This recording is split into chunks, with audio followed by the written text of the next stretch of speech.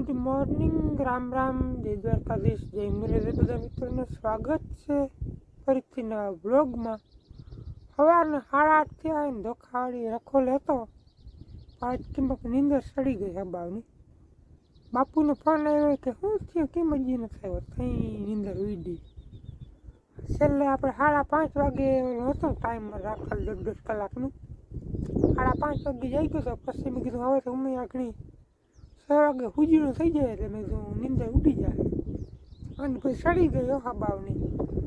હવે 8 વાગે બાપુનો ફોન આવ્યો ને તઈ નીંદર ઉડી. આમ હબાવની નીંદર ચડી ગયા, રેકો તૂટી ગયો. તો કંઈ કામ છે નહીં આપણે, એ ટૂંકમાં ઉજાગરો આખો નીકળી ગયો. હવે દીની કદાચ નીંદર ના કરે તો હાલે. 12 વાગ્યા સુધી જઈ ગયો હતો ને પછી 1-1.5 કલાકની બધી કરવાની અલાર્મ ટાઈમ રાખીને એવું બધું હતું એટલે સડી ગઈ. પછી છેલ્લે હાવ અલાર્મ રાખ્યું નહીં ને એટલે. અને ધોખાવાળીનો નજારો કંઈક જોઈ લો તમે. આમ મીંડી લીલ થવા ધીમે ધીમે. ભાજી વરસાદથી વંચિત થઈ અમે. આજ તારીખ થઈ ગઈ 23/7/2026. ગામ લાંબાબંદર, જિલ્લો દેવભૂમિ દ્વારકા. હજી સુધી વાવણીનો વરસાદ નથી. કાલ સવારે હતા 2-3 ઝાપટા આસા એમ હતું કે આજે વાવણી જીવો થઈ જ જાય. એ 10 વાગે એટલે હાવ ખુલ્લું થઈ ગયું. આજે આજ તો રેડા જ નથી આવેલ સવારના. ને કંઈ વહેલા રેડા તો આવેલ હોય જ 1-2 પાછી રેડા નથી આવ્યા. રોગું હાવ વાદળછાયું વાતાવરણ થઈ ગયું. ચોથો દિવસ છે અને 2 દી આપણે કંઈ બ્લોગ બનાવ્યા નહીં, કારણ કે કંઈ કામ હતું જ નહીં. આજ મેં કીધું હાલો ધોખાવાળીની માંડવી સરસ મજાની ઉગવા માંડી છે તો જરાક બતાવી દઉં બધા મિત્રોને. માઇક નથી એટલે થોડોક પવનનો અવાજ આવીએ, હલવી લેજો. આપણે આમ ઘરે જઈ અને માંડવી જોતા જઈ.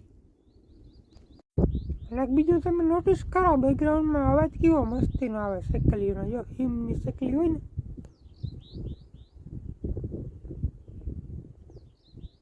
ક્યાં બોલે એમાં જડે નહીં, પણ અવાજીનો આવી જાય મોબાઈલમાં.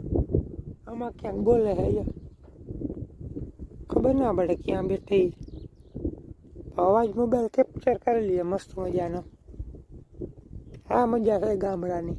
સવારમાં આવું સાંભળવા જડે ને એટલે મજા એવા રાખે. આવી કંઈક છે માંડવી. આમ તો 2 દી પહેલાં દેખાડી હતી, થોડીક જ ઉગેલ હતી 2 દી પહેલાં. હવે મને ઉગી ગઈ, આની પાછા વડી થવા માંડી. વખીડું આખો જેવું થવા માંડ્યું, પણ પાણી કાઢ્યું છે ને માથે કાલે રેડા આવેલા એટલે વળી ગારો થઈ ગયો છે. વખીડોમાં બધે મને હાલે, અડધાકમાં હાલે. બીજું કંઈ ખળબડી હું ખાસ નથી, પણ હરુણા ઘણા છે હરિયા. કારણ કે ગયા વર્ષે આપણે માવઠામાં પાડવામાં રહી ગયા હતા ને એટલે અતિશય તૂટી હતી, વીણી ખૂબ તો એ રહી ગઈ. આવો કંઈક ઉગાવો હે, ઉજેર છે.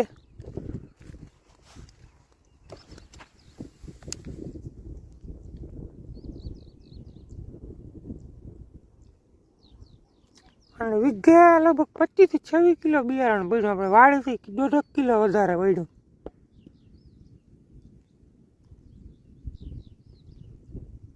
ઈઠાવીની જારી એ આ બધી તો મસ્ત મજાની ઉગી ગઈ.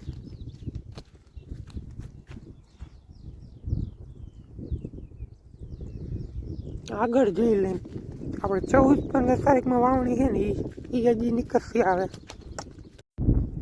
હાલો આપણે છે ને એટલી માંડવી કમ્પ્લીટ ઉગી ગઈ અહીં સુધી.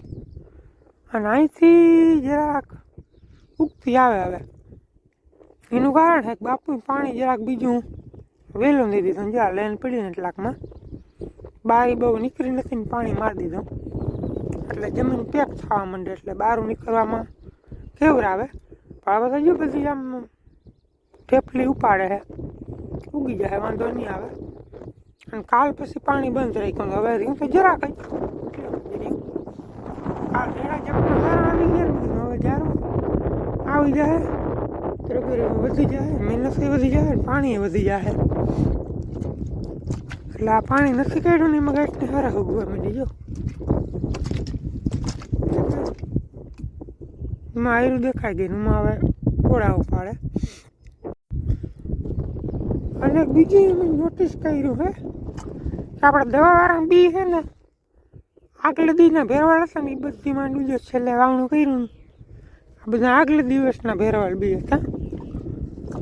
અને 6-7 કિલો જેટલા ઘટ્યા હતા ને એ ડાયરેક્ટ ભેરવી અને ડાયરેક્ટ વણીમાં નાખ્યા. જો એમાં ક્યાં ઉગાવો દેખાય. એટલે હું તમને કહેતો હું દવાનો પટ મારવો હોય ને તો વાવણાનું પાકું થઈ જાય ને એટલે એક દી અગાઉ મારી દેવાય, એટલો ફેર પડે. જો આ એક ઉથલમાં છેલ્લે અમે બી ભેરવીને ડાયરેક્ટ વાવી અને આગલે દિવસે ભેરવી આવ્યા હતા.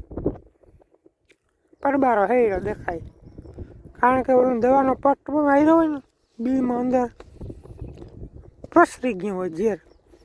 અને આ તાત્કાલિકમાં કંઈ એટલું પ્રસરે નહીં, ઉગી તો જાય આ તો 2 દી મોડી ઉગીએ. જોઈને જરાક જેમ સાટા નામી છે માથે ઘણું બધું ભેજ પકડી ગઈ, સાટા સારા છે. જો હારિયા બી હજી ઘણા ઊંડા હે, તાકાત ના કરે સમજણ. ટૂંકમાં દવાનો પાઠ હરખો હજી તો 2 દિવસની વાર લાખી. અને તાજા બી ભેરવીને નહીં ખાતા, ખોટા ફૂટી ગયા હે તો બહાર નીકળતા વાર લાખીએ. હવે નીકળી જાય ટૂંકમાં, જમીનમાં ખૂતી ગયા. જમીનમાં ખૂતે ને તે પછી એની સ્પીડ વધે બહાર આવવાની. એમ તો જો હેઠળની આયરુમાં ક્યાંક દેખાય, આમ ક્યાંક દેખાય. આમ આ ઓલી તો હેરંગ આયરું દેખાઈ ગયું. હાલો તો એવું બધું છે. અને આજ પોપે ઘરે લઈ જવો જોઈએ. એનું કારણ છે કે સોલાર પેનલ આપણે કારુભાઈની ઝટકો મૂક્યો ને એની લેવા હતા. હવે એને બેટરી ચાર્જિંગ કરવા જોઈએ એટલે આપણે પોપ હવે ઘરે ચાર્જિંગ કરવા લઈ જવો પડે. કારણ કે આખી રાત ઝટકા મારતો હોય ને ફરી બીજી દી બેટરી લેવાનું થઈ જાય ને ઝટકો બંધ થઈ જાય તો કામ કરવું. એના કરતાં પંપ ઘરે લેતું જવાય, સાંજે ચાર્જિંગ કરીને લઈ આવાય. કાલે પાછા આવ્યા હતા ભૂંજરા, વાડીમાં નહોતા આવ્યા પણ બાજુવાળાના ખેતરમાં ટોરું આવ્યું તો ખબર પડી ગઈ, તગડી દીધા. એટલે હજી આવવું તો જો બેગ દી. હા 10 વાગી ગયા, ધોખાવાળીથી આવી હીરાવી બિરાવી અને પાછું આપણે 28ની જારીએ વખીડું ફીટ કર્યું હે. કારણ કે બાજુવાળા કરશન કાકાનું હમણાં આપ્યું હતું ને બીજી વાર રાખવાનું હે. આ બાજુ પરમ મિત્ર સંદીપભાઈ ફીટ કરવા લાગ્યું. અને 2 દી પહેલા વિડીયોમાં કમેન્ટ હતી કે સંદીપભાઈને જમીન કેટલી છે, કેટલી એવા હોય ને ભાઈ, કેટલી જમીન છે તારે? ખબર નહીં. જમીન તો ભાઈ ને ઘણી છે, એને ખબર નથી કેટલી છે. કેટલી હોય ખબર કેટલી 25 30-35 વીઘા જેવું છે જમીનમાં, જાજી નથી. ભાગમાં લઈ દઈએ 30-35 વીઘા જેવું છે જમીન સંદીપભાઈને. ભાગમાં લઈ દઈએ એટલે એને કંઈ ઉપાધિ હોય નહીં, જપાટા મારતો હોય. આપણે 10-12 વીઘાડીમાં રમતા હોય, ટાઈમ નીકળી જાય.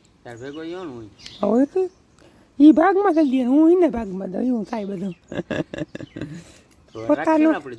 હા કંઈક કરીએ થવા તો દે. મેં સાટા પડતા નથી, જીરું વાવવાનું પ્લાન કરે જી. આનું કર ને માંડવીને બી પીડા એનું કર ને તું. હાલો તો ચા પાણી પી અને જાય આપણે વખીડો હાંકવા. આજ વરસાદ નથી, કાલ તો હારા રેડા ઝાપટા પડતા હતા એટલે ગમોડી આવી. એકવાર એક રાખી આવી તો હું છે ખોળીને બહુ જાજુ હોય તો કંઈક ફૂંકાઈ જાય. હાલો રૂંઢાના 3:30 વાગી ગયા. બપોર પહેલાં આપણે જો આ ટ્રેક્ટર પીડ્યું ને વખીડું રાખતા હતા કરશન કાકાનું. 4 દાંડું ઓલા ટ્રેક્ટરથી વાવણું છે એટલે 3 આયરું લેવાઈ ગયું. એક આયર આપણે મૂકી દઈએ ને એ લેવાની બાકી છે. એટલે ચા પાણી પી ઉઠી અને હાંકી આવી. અને આજે વરસાદ હાવ બગાવી ગયો. કાલ સવારમાં નહોતું, હવે વાવણા કરાવી દે.